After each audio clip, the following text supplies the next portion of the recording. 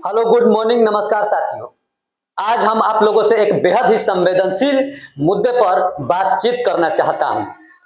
जैसा कि आप लोग जानते हैं कि बिहार के अंदर पेपर लीक हुआ है बीपीएससी का, और इस बीपीएससी को री एग्जाम कराने के लिए हमारे नौजवान साथी लगातार 16-17 दिनों से धरने पर बैठे हैं, अनशन पर बैठे हैं। सरकार के बर्बरता और क्रूरता के चलते हमारे नौजवान कितना लाठियां खाए हैं। जैसा कि आप लोग जानते हैं 29 तारीख का प्रोटेस्ट हुआ था गांधी मैदान में, छात्रों ने अपनी ताकत दिखाई, जिस आंदोलन में मैं भी वहां पर गया था। साथियों, देख सकते हैं आप लोग इस फिगर में कि उस आंदोलन में गए और हम लोगों ने वहां से गांधी मैदान से अपना रोड मार्च किया और गोलंबर तक आकर के हमको पुलिस बैरिकेडिंग की और हम लोगों को घेर करके ये पूस की रात में सरकार के गुंडों के द्वारा पुलिसिया रूप में हम लोगों पर वाटर कैनन और लाठी चार्ज किया गया और हम लोग बहुत ही वहां पर हमारे साथी लोग बहुत सारे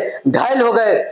तो हम आप लोगों को साथियों यही कहना चाहते हैं कि आज के आज आप लोग सारे नौजवान साथी आप लोग गांधी मैदान में आइए और अपना ताकत दिखाइए कि हम लोग को री एग्जाम चाहिए, री एग्जाम चाहिए। हम लोग अपना री एग्जाम करवा कर रहेंगे और अपना ताकत दिखाइए। साथियों, मैं आप लोगों को आपके ताकत का एहसास करा देता हूं। जैसा कि आप लोग जानते हैं 1974 में इंदिरा गांधी की सरकार जो थी, नौजवानों के ताकत के आगे घुटना टेकना पड़ा था उनको। सरकार गिर गई थी इंदिरा गांधी की। और किसान को आप लोगों ने आंदोलन देखा होगा सड़कों पे दिल्ली में, और किसानों ने ऐसा आंदोलन किया कि नरेंद्र मोदी की सरकार को भी घुटना टेकना पड़ा किसानों के आगे। और हम लोग भी उस किसान के बेटे हैं और किसान के बेटे को आप लोग झुकाना चाहते हैं। तो एक किसान जमीन के हृदय को चीर करके अन्न उपजाना जानता है, तो हम लोग सरकार से लड़ करके अपना पेपर करवाना जानते हैं, हक और अधिकार लड़ करके छीनना जानते हैं। ये नौजवानों की ताकत है। तो इसलिए अपना ताकत दिखाने के लिए आज गांधी मैदान में आइए। मैं आप लोगों से एक बात और कहना चाहता हूं साथियों कि इस लड़ाई में आइए आप लोग। ये लड़ाई केवल व्यक्तिगत लड़ाई नहीं है, ये लड़ाई पर्सनल किसी खास व्यक्ति की लड़ाई नहीं है। ये लड़ाई बिहार पुलिस के नौजवानों की भी लड़ाई है। ये लड़ाई एसएससी तैयारी करने वालों को भी लड़ाई है। ये लड़ाई सीजीएल की भी तैयारी करने वाले, तमाम कॉम्पिटिटिव एग्जाम को तैयारी करने वाले साथियों की ये लड़ाई है। इसलिए इस लड़ाई में सब लोग को जोश और जज्बे और जुनून के साथ भाग लेना चाहिए और अपनी ताकत सरकार को दिखाना पड़ेगा।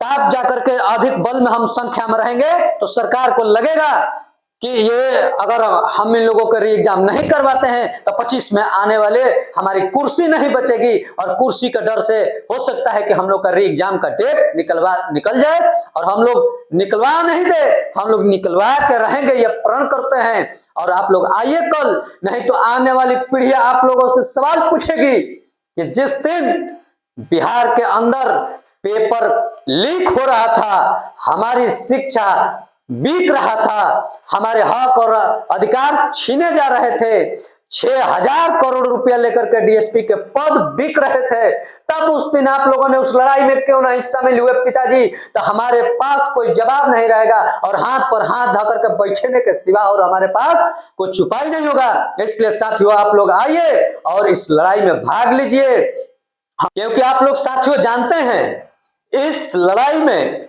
किसी नेता का बेटा नहीं है, धरने पर किसी मंत्री का बेटा नहीं बैठा है। इसलिए नेताओं के फेरा में नहीं रहना है।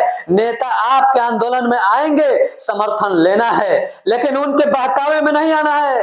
वे आपके आंदोलन को हाईजैक कर लेंगे और हमारे आंदोलन को कमजोर कर देंगे।